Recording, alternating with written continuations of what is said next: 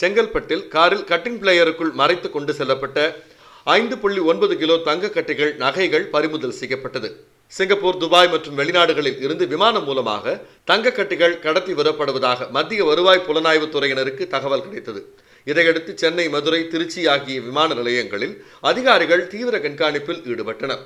இந்நிலையில் தங்க கட்டிகள் கார் மூலமாகவும் கடத்தப்படுவதாக தகவல் கிடைத்தது. இதையடுத்து மத்திய வருவாய் புலனாய்வு துறையினர் செங்கல்பட்டு பகுதியில் ஒரு காரை சோதனையிட்டனர். காருக்குள் புதிய கட்டிங் பிளேயர்கள் அதிக அளவில் கிடந்தது கண்டுபிடிக்கப்பட்டது.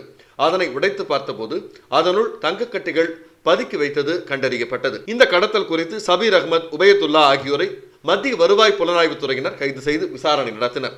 விசாரணையில் சூளைமேட்டில் அவர்களது நண்பர் வீட்டில் கடத்தி வைக்கப்பட்ட தங்க நகைகள் பதுக்கி வைக்கப்பட்டிருப்பது தெரிய வந்தது.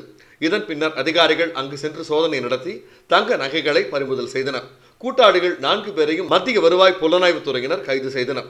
கைதான 8 பேரிடமிருந்து 5.9 கிலோ தங்க கட்டிகள், தங்க நகைகள் பறிமுதல் செய்யப்பட்டது. அதன் மதிப்பு 1,80,00,000 ரூபாய் என்பது விசாரணையில் தெரிய வந்துள்ளது. சென்னை கடற்கரை சாலையில் வேகமாக இருசக்கர வாகனத்தில் வந்த கல்லூரி மாணவர்களை சாலையின் நடுவே புகுந்து தடுக்க முயன்ற காவலரால் மாணவர்கள் படுகாயமடைந்தனர். இதனால் பெரும் பரபரப்பு ஏற்பட்டது.